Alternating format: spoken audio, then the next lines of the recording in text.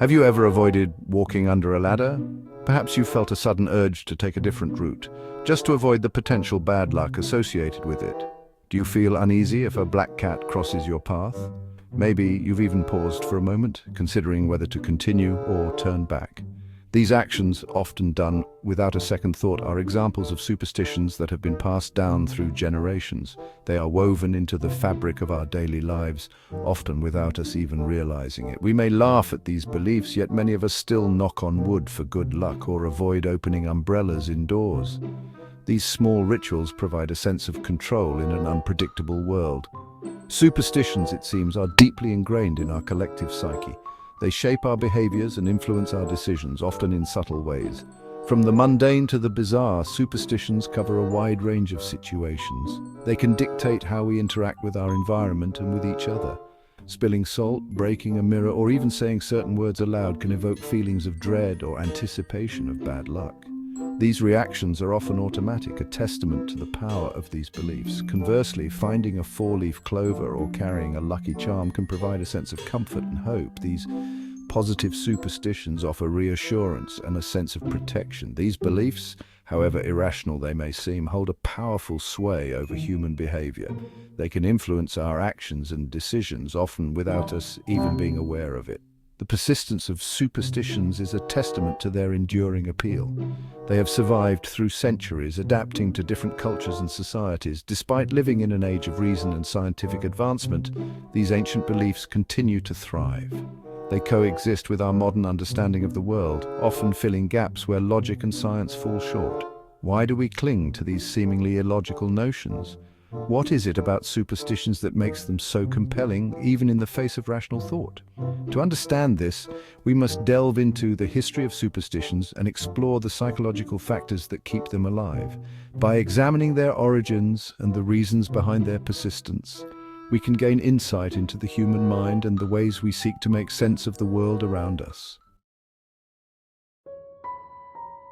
Superstitions are not a modern invention. They have been a part of human culture since time immemorial. From the earliest days of human existence, people have sought to understand the world around them, often turning to supernatural explanations for the mysteries they encountered. Our ancestors lived in a world they barely understood, filled with unpredictable events and seemingly random occurrences. Natural disasters, illnesses, and the movements of celestial bodies were all sources of wonder and fear.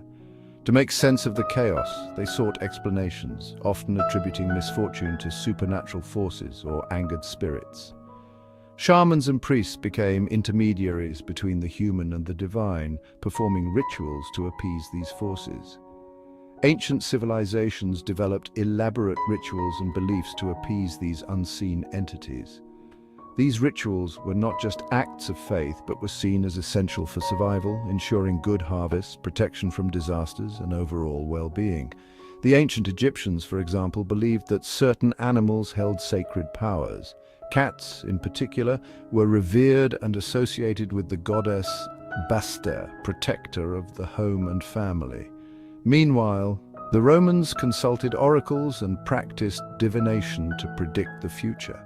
They believed that the gods communicated their will through signs and omens, which could be interpreted by trained priests. These practices, rooted in a desire for control and understanding, laid the foundation for many superstitions that persist today. The need to make sense of the unknown and to exert some measure of control over fate is a universal human trait. The association of certain numbers with good or bad luck also has ancient roots. Numbers were often seen as having mystical properties, influencing everything from personal fortunes to the fate of entire nations. In many cultures, the number 13 is considered unlucky, possibly stemming from the Last Supper, where 13 people were present. This belief has persisted through the centuries, influencing everything from architecture to social customs.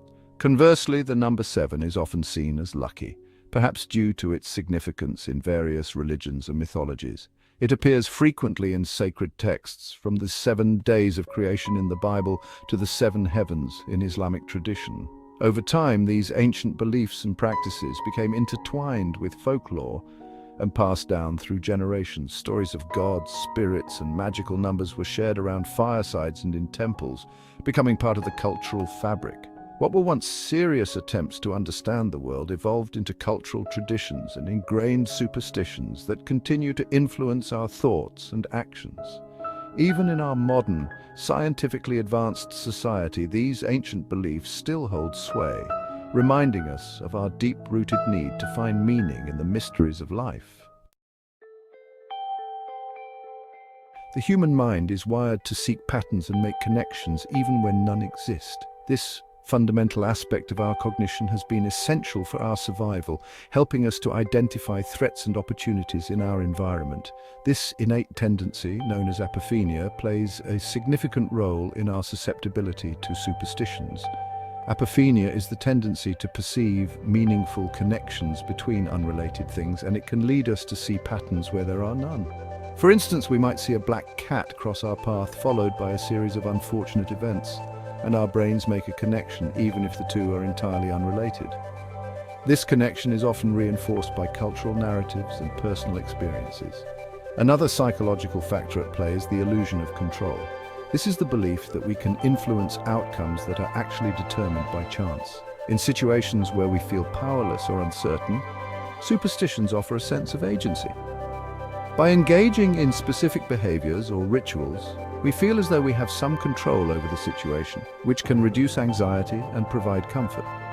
By performing rituals or avoiding certain actions, we create an illusion that we can influence outcomes even if it's just a matter of chance.